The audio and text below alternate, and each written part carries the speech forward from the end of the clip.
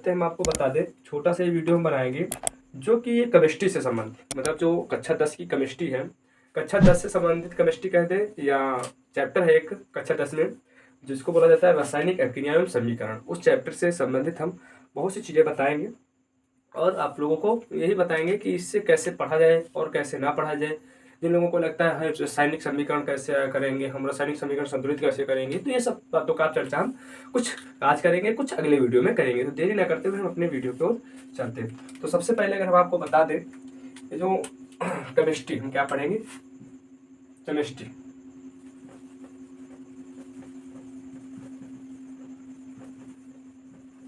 Chemistry, ये जो chemistry लिखा है हमने, केमिस्ट्री, ये वास्तव में केमिस्ट्री क्या है, इसके जनक कौन है और ये कहाँ से खोजा गया और कहाँ से ये शब्द आया है। तो आपको बता दें, जो केमिस्ट्री शब्द है ये कीमिया शब्द से बना है। ये कौन से शब्द से बना है? एक शब्द होता है कीमिया। केमिस्ट्री शब्द की उत्पत्ति जो हुई है कीमिया शब्द से हुई। इस शब्द की उत्पत्ति केमिस्ट्री शब्द, बता दें केमिस्ट्री शब्द की उत्पत्ति, शब्द की उत्पत्ति, केमिस्ट्री शब्द की उत्पत्ति कीमिया शब्द से हुई है। कीमिया, कीमिया शब्द से हुई है। केमिस्ट्री शब्द की उत्पत्ति जो हुई है वो कीमिया शब्द से हुई है। और ये जो कीमिया शब्द है ये कहाँ का है? तो एक देश पड़ता है मिस्र, मिस्र जिसकी राजधानी काहिरा, मिस्र। ठीक है, मिस्र से, मिस्र जो है वहाँ से इसकी उत्पत्ति हुई है। ठीक है, और कभी कभी पूछ दिया जाता है कि जो मिस्र शब्द है ये मतलब ये जो कीमिया शब्द है ये कौन सा शब्द है? तो ये जो शब्द है ये शब्द यूनानी शब्द है, यूनानी। ठीक है, यूनानी शब्द है जिससे इसकी उत्पत्ति हुई है, ये याद रखिएगा। इसके बाद में कभी कभी पूछ दिया जाता है ये जो कीमिया शब्द है ये किससे बना है? जो कीमिया शब्द है ये किससे मिलकर बना है? तो ये कीमिया शब्द जो है फारसी शब्द है, एक शब्द है फारसी, एक शब्द है फारसी जिसका नाम होता है कीमा। जो एक फारसी शब्द है जिसका नाम होता है कीमा या किम बोला जाता है, जिसका नाम होता है किम, किम शब्द से बना है। ठीक है, ये जो शब्द है ये एक फारसी शब्द है। ठीक है, ये कह सकते हो। देखो, केमिस्ट्री शब्द की उत्पत्ति जो हुई कीमिया शब्द से हुई, जो कि मिस्र देश है, मिस्र जिसकी राजधानी काहिरा है, वहाँ से हुई है। ठीक है, इसके बाद में ये जो कीमिया शब्द भी बना है वो एक फारसी शब्द है किम, उसके द्वारा बना है। तो अगर मैं कह दूँ ये जो कीमिया शब्द है इसका अर्थ क्या होता है, इसका मतलब क्या होता है? मतलब, तो इसका मतलब जो होता है वो होता है सोने की मिट्टी, मतलब ऐसी मिट्टी जो सोने का निर्माण करे, ऐसी मिट्टी जो सोने का निर्माण करे। सोने बनाने की, मतलब ये कह सकते हैं सोने बनाने की कला। कीमिया शब्द का मतलब जो होता है, इसका मतलब होता है सोना बनाने की, सोना बनाने की कला। इस शब्द का उत्पत्ति मतलब जो अर्थ होता है, मेन अर्थ जो होता है ये होता है। तो और इसके जो जनक हैं, जनक सभी को, फादर ऑफ केमिस्ट्री जो होते हैं वो लेवाइसिए होते हैं, सभी को मालूम होगा, ये कोई बताने वाली बात नहीं। तो ये इतना बेसिक जो है आप लोगों को पीछे याद रखना है। क्या याद रखना है? जो केमिस्ट्री शब्द है, इस केमिस्ट्री शब्द की उत्पत्ति एक कीमिया शब्द से हुई। जो कीमिया शब्द है वो कहाँ का है? मिस्र देश का है। और ये जो कीमिया शब्द है वास्तव में कौन सा? यूनानी शब्द है।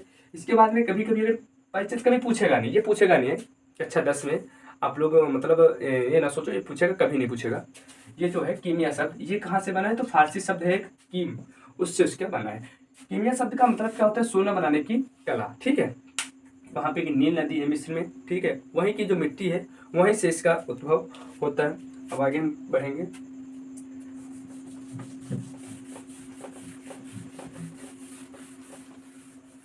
अब जो हम पढ़ेंगे जो चैप्टर है रासायनिक अभिक्रिया एवं समीकरण, ये भाई जो चैप्टर है कक्षा 10 का वो कुछ ऐसा है, रासायनिक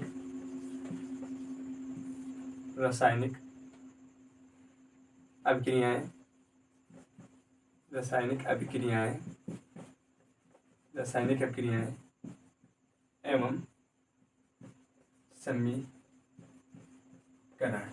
इंग्लिश में अगर बोलते हैं इसको बोला जाता है केमिकल रिएक्शन एंड इक्वल्स। ठीक है, इक्वल्स समीकरण ये बोला जाता है। तो इससे पहले अब इसमें हम समीकरण क्या होता है, अभिक्रिया क्या होती है, ये जानने से पहले हम कुछ चीज़ें बताएंगे आप लोगों को। जब हम ये चैप्टर पढ़ेंगे तो इसमें सबसे पहले चेंजेस मतलब परिवर्तन क्या होता है, तो हम परिवर्तन पढ़ेंगे। सबसे पहले क्या पढ़ेंगे? परिवर्तन। परिवर्तन क्या है, जिसको हम बोलते हैं चेंजेस। चेंजेस क्या है? परिवर्तन। चेंजेस का मतलब देखो, जो चेंजेस होते हैं, जो परिवर्तन होते हैं, जो पदार्थों में होते हैं, जो तत्वों में होते हैं, चेंजेस परिवर्तन, वो मुख्यतः दो प्रकार से होते हैं। चेंजेस जो होते हैं यहाँ पे दो प्रकार के होंगे। कौन कौन से होंगे? एक होते हैं भौतिक परिवर्तन, एक होते हैं भौतिक परिवर्तन, एक भौतिक परिवर्तन, और दूसरे जो होंगे वो रासायनिक परिवर्तन। दूसरे कौन से होंगे?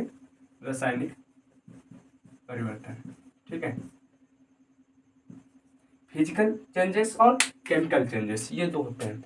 अब अगर हम बात करें कि भौतिक परिवर्तन कौन से होते हैं, तो भौतिक परिवर्तन की अगर हम बात करें कि भौतिक परिवर्तन क्या होता है, तो आपको बता दें, भौतिक परिवर्तन का मतलब ये होता है, जैसे हम इस पेपर को ऐसे फाड़ दूं तो ये क्या हो जाएगा? ये भौतिक परिवर्तन। ये क्या है? भौतिक परिवर्तन। ठीक है, और जैसे आप लोग घर पे केला लेके आते हैं, केला, और धीरे धीरे जैसे पेपर को फाड़ना, जो पेपर होता है उसको फाड़ दिया जाता है, ठीक है, पेपर को जो फाड़ दिया जाता है वो क्या कहलाता है? वो भौतिक परिवर्तन। ठीक है, वो क्या होता है? भौतिक परिवर्तन। दूध, ये बात करें, जैसे बर्फ जो पानी होता है उसका बर्फ बनना, जो पानी होता है उसका बर्फ बनना, या जो बर्फ होता है उसका पानी बनना, ये सब किसके अंतर्गत आते हैं? भौतिक परिवर्तन के अंतर्गत आते हैं। ठीक है, इसमें क्या होता है? कोई रासायनिक परिवर्तन नहीं होता। ये जो भौतिक परिवर्तन जो भी होते हैं उसमें कोई रासायनिक परिवर्तन नहीं होता, उनको हम किसके अंतर्गत रखते हैं? भौतिक परिवर्तन के अंतर्गत रखते हैं। रासायनिक परिवर्तन क्या होता है? जब आप लोगों ने कभी देखा होगा, जो केला होता है, केला घर आता है, केला, और केला वो क्या हो जाता है? काला पड़ जाता है कि नहीं पड़ जाता है?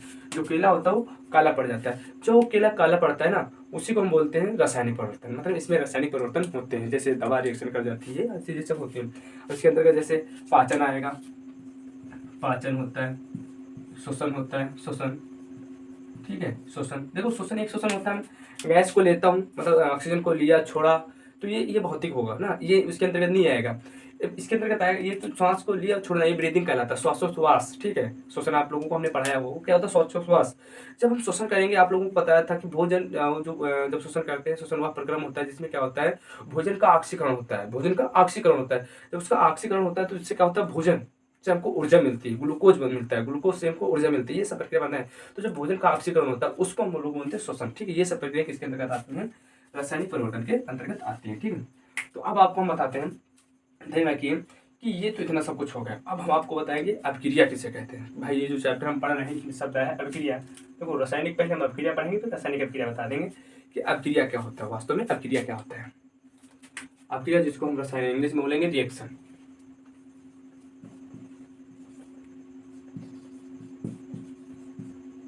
अंधेरा होगा हम समझ सकते हैं, क्योंकि लाइट हमारी जो बड़ी वाली लाइट थी वो उसमें छोटे छोटे पॉइंट पड़े होते हैं, वो पता नहीं कम ज़्यादा लाइट आई जिसकी वजह से वो फूक गए हैं, तो उसको बनवाना है हमको। तो जिसको बोलते हैं रिएक्शन। ठीक है, रिएक्शन किसे कहते हैं? अभिक्रिया। आप लोगों ने सुना होगा ना, अगर आपसे पूछते हैं भाई अभिक्रिया किसे कहते हैं, रिएक्शन किसे कहते हैं, तो अभिक्रिया मतलब रिएक्शन का शुद्ध हिंदी है अभिक्रिया, लेकिन आप लोगों को नहीं मालूम, लेकिन रिएक्शन मालूम क्या होता है। आपने कोई मुंह पे क्रीम लगाई या दवा खाई, वो क्या आपने देखा दाना पड़ा है मुंह पे, क्रीम लगाए थे, तो आपने बोला भाई दवा जो क्रीम लगाया वही रिएक्शन कर गई। ये जो दवा खाए ना, वो बोले यार दाने पड़े हैं बॉडी पे, तो ऐसा लगता है तुम रिएक्शन कर गए। तो रिएक्शन तो मालूम है, लेकिन ये नहीं मालूम वास्तव में कि ये जो अभिक्रिया, इसकी हिंदी शब्द है, इसकी परिभाषा क्या होगी अभिक्रिया। तो अभिक्रिया की जो हिंदी शब्द होता है, वह क्रिया जिसके अंतर्गत हम अभिकारक और उत्पादों का अध्ययन करते हैं। वह क्रिया जिसके अंतर्गत हम, ये क्या होता है? वह क्रिया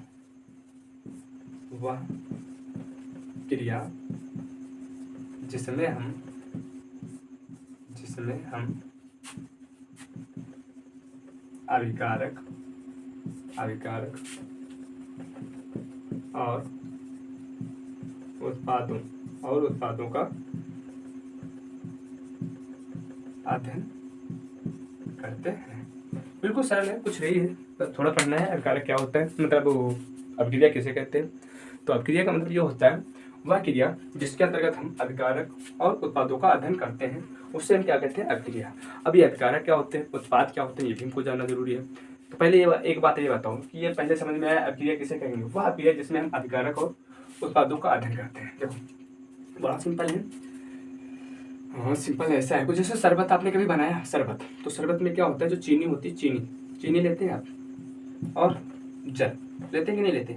इन दोनों को ऐसे आपस में मिला दिया जाता है। जब मिलाया जाता है बस इसी यही है रासायनिक, मतलब यही रासायनिक क्रिया है। इन दोनों को जब चीनी और मतलब चीनी और पानी को जब हम मिला रहे होते हैं ना, तो ये कहलाती है रासायनिक क्रिया। जब हम इसको मिला रहे होते हैं, अभी हम यही समझेंगे, तो चीनी और जल को जब हम मिलाएंगे आपस में, चीनी और जल को जब आपस में मिला रहे होते हैं, तो एक चीज़ मिलकर बनती है, यहाँ पे बनती है शरबत। बनता है कि नहीं बनता है शरबत? क्या बनता है? शरबत।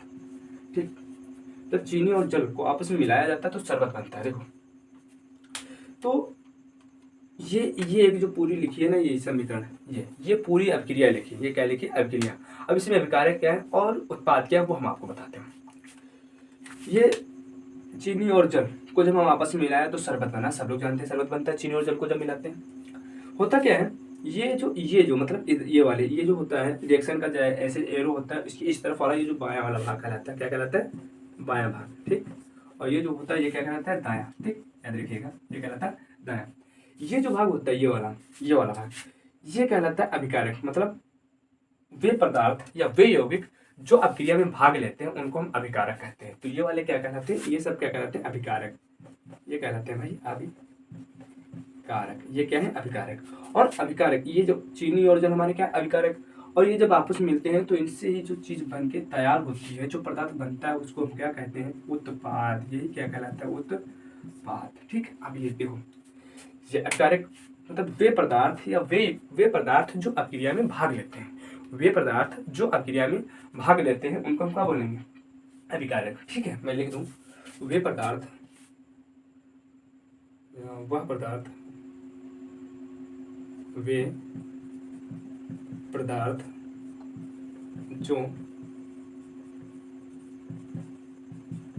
अभिक्रिया में भाग लेते हैं। देखो भाई, वे पदार्थ जो अभिक्रिया में भाग लेते हैं उन्हीं को हम क्या बोलते हैं? अभिकारक कहते हैं। उन्हीं को हम क्या कहते हैं? अभिकारक कहते हैं। और तो उत्पाद किसे कहेंगे? तो उत्पाद का मतलब यह होता है जो अभिक्रिया के फलस्वरूप जो हमको बन के मिलता है, प्राप्त होता है, उसी को हम अभिकारक कहते हैं। अभिक्रिया के फलस्वरूप, अभिक्रिया के, इसमें क्या लिखेंगे? अभिक्रिया के फलस्वरूप, अभिक्रिया के फलस्वरूप जो, अभिक्रिया के फलस्वरूप जो प्राप्त होता है, प्राप्त होता है, उसे ही क्या बोलेंगे? उसे उत्पाद कहते हैं। उसे हम क्या कहते हैं? उत्पाद कहते हैं। तो ये आपकी कंप्लीट अभिक्रिया रिएक्शन की परिभाषा हुई, जिसके अंतर्गत आपने 3 चीज़ें पढ़ी। एक तो सबसे पहले पढ़ा अभिक्रिया रिएक्शन किसे कहते हैं। तो रिएक्शन का मतलब होता है जब हम अभिकारक और उत्पादों, स्टडी आप किसके बारे में? अभिकारक और उत्पादों के बारे में जब अध्ययन करेंगे तो इसी को हम कहेंगे अभिक्रिया। बात आती है कि अभिकारक किसे कहते हैं। तो अभिकारक कुछ नहीं होता है, अभिकारक का मतलब होता है वे पदार्थ या वे यौगिक जो अभिक्रिया में भाग लेते हैं उन्हीं को हम कहते हैं अभिकारक। बात आती है कि उत्पाद किसे कहते हैं। तो अभिक्रिया के फलस्वरूप जो चीज़ हमको प्राप्त होती है उसी का हम बोलेंगे। जैसे रिएक्शन, मतलब जैसे आपने दवा खाई, तो जो दवा खाई वो अभिकारक कहलाएंगे। अब दवा खाई तो उससे दवा उससे निकल गई, रिएक्शन कर गई। जब वो दवा रिएक्शन कर जाएगी तो क्या कहलाएगी? अब उससे जब दवा रिएक्शन करेगी तो शरीर पे दाने या कुछ अदर रिएक्शन परिवर्तन, तो क्या कहलाएंगे? उत्पाद। मतलब ये होता है। ठीक है, तो आशा ये समझ में आया होगा और ये भी समझ में आया होगा। इसके बाद में हम पढ़ेंगे अब रासायनिक अभिक्रिया किसे कहते हैं। ठीक है, इसके बाद में हम क्या पढ़ेंगे? रासायनिक अभिक्रिया।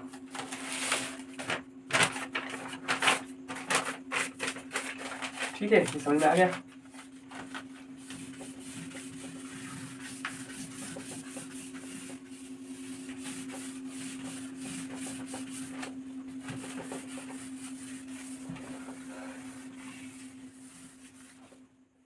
अब हम पढ़ने जा रहे हैं रासायनिक अभिक्रिया।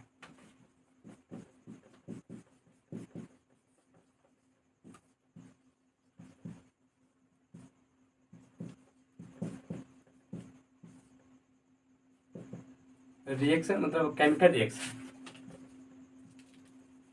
केमिकल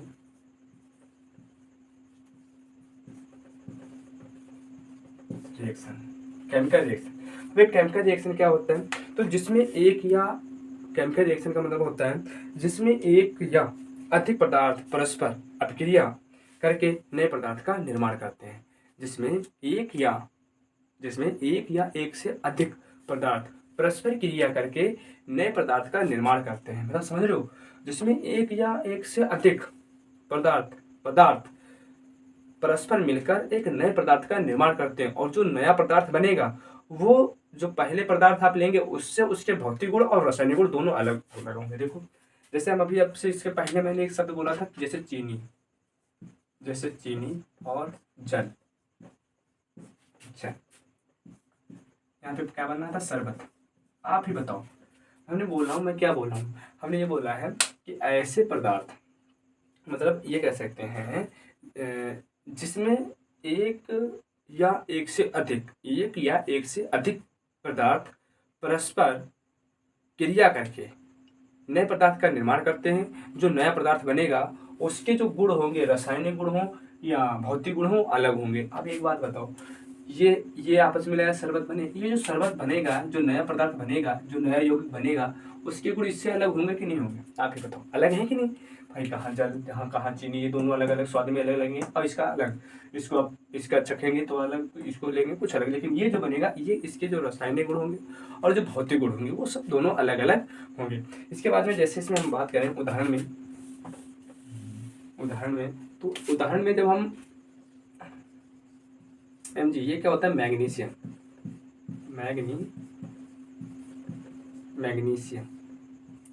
ये होता है मैग्नीशियम। जब मैग्नीशियम का हम मैग्नीशियम का हम वायु में जलाने पर, मैग्नीशियम धातु को जब हम क्या करते हैं, मैग्नीशियम धातु को हम वायु में जलाने पर, जब इसको हम वायु में जलाते हैं तो क्या होता है? वायु का मतलब होता है ऑक्सीजन, O2। ये क्या होता है? ऑक्सीजन। मैग्नीशियम धातु को वायु में जलाने पर, मतलब इसको हम जब जला रहे हैं तो ये मालूम क्या बनता है? मैग्नीशियम ऑक्साइड बनता है। ठीक है, मैग्नीशियम ऑक्साइड बनता है 2MgO। ये जो होता है इसको बोला जाता है मैग्नीशियम ऑक्साइड।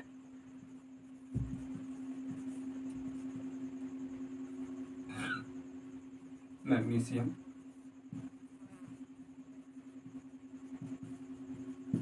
अब ये जो मैग्नीशियम ऑक्साइड बनेगा ना, इसके भौतिक गुण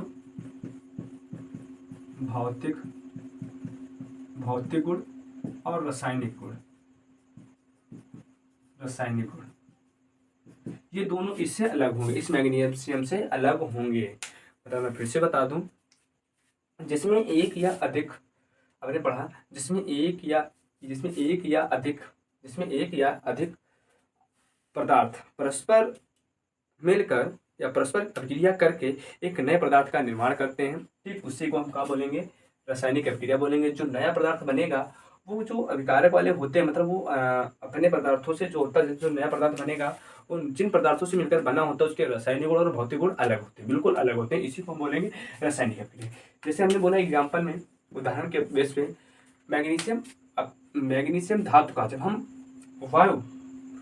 मैग्नीशियम ऑक्साइड को हम वायु में जलाते हैं तो होता क्या है? जो मैग्नीशियम के ऑक्साइड बनते हैं, चूर्ण मैग्नीशियम ऑक्साइड बनता है, वो क्या होता है? उसके भौतिक गुण और रासायनिक गुण बिल्कुल अलग अलग होते हैं। मतलब इतनी बात समझ में आई भाई? ये बात समझ में आ गई। अब आगे इसके बाद में हम क्या पढ़ेंगे? ये हो गई रासायनिक अभिक्रिया।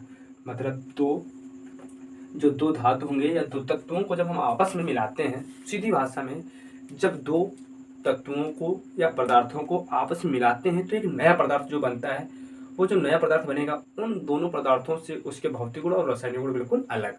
आज समझ में आ गई ना? आगे बात करते हैं। आगे जब बात करेंगे संतुलित रासायनिक समीकरण। संतुलित रासायनिक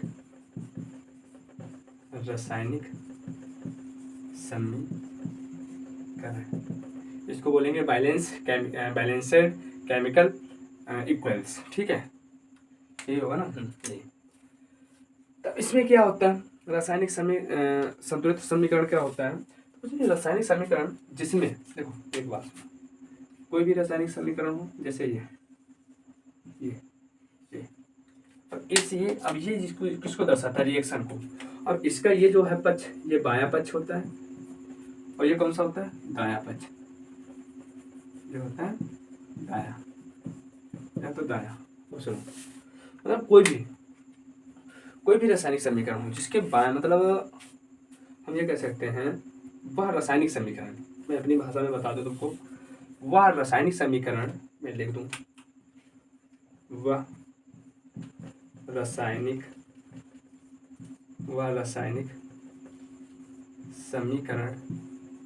समीकरण जिसमें अभिकारक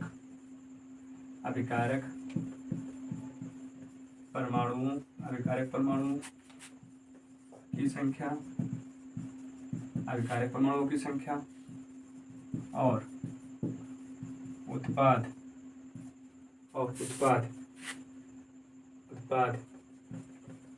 परमाणुओं की संख्या बराबर होती है। कैसी होती? बराबर होती है। ये तो बात समझ में आ गई होगी कि अभिकारक किसे कहते हैं। देखो, अभिकारक का मतलब ये होता है, अभिकारक जो अभिक्रिया में भाग लेते हैं उनको अभिकारक कहते हैं। और इधर क्या बनेगा? उत्पाद मतलब अभिकारक परमाणुओं की संख्या और उत्पाद परमाणुओं की संख्या। जब ये दोनों आपस में मिलेंगे, अभिकारक परमाणुओं की संख्या और उत्पाद परमाणुओं की संख्या, मतलब जितने इधर अभिकारक परमाणु की संख्या होगी उतने ही इधर उत्पाद परमाणुओं की संख्या होनी चाहिए। जैसे अगर हम आपको बता दें, जैसे Mg और प्लस में S सल्फर, इसको बोला जाता है मैग्नीशियम। जब मैग्नीशियम को सल्फर के साथ मिलाया जाता है,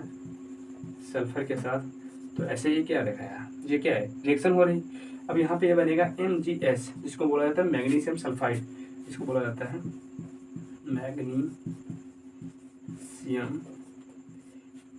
ऐसे लिखा जाएगा, ये वाला बनेगा मैग्नीशियम ऑक्साइड, मैग्नीशियम सल्फाइड। ये क्या बनेगा? Magnesium sulphide. अब एक बात बताओ, ये जो मैग्नीशियम सल्फाइड है, ये अलग अलग है कि नहीं सर?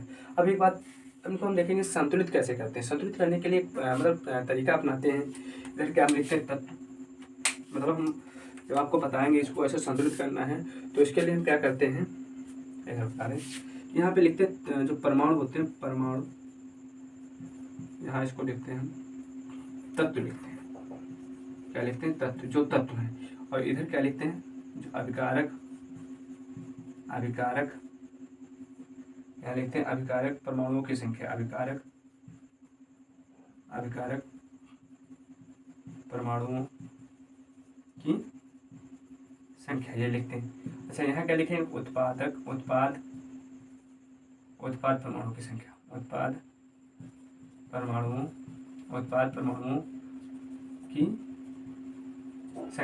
परमाणुओं की संख्या, ठीक। ये अच्छा, अब क्या होता है, इसको हम ऐसे लाइन खींच लेते हैं, सरल हो जाता है, ठीक है, ऐसे। अब देखो क्या करेंगे, जैसे सबसे पहले है तत्व लिखेंगे Mg, मतलब मैग्नीशियम, ऐसे हमने तत्व लिख दिया। अब यहाँ पे लिखेंगे अभिकारक परमाणु की संख्या, मतलब अभिकारक में ये जो अभिकारक है ना, इधर ये एरो के इधर क्या कहलाता है? ये इधर वाले ये अभिकारक कहलाते हैं। ये जो अभिकारक हैं, इसमें मैग्नीशियम करता है, तो मैग्नीशियम का एक अणु, तो हम क्या लिखेंगे? एक, ठीक।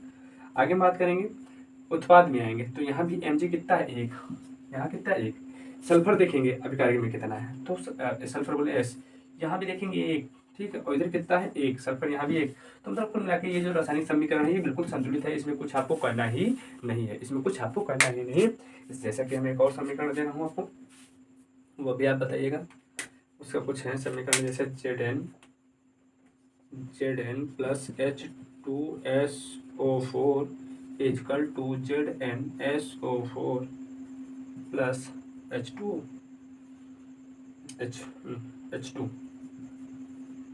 ये बनेगा।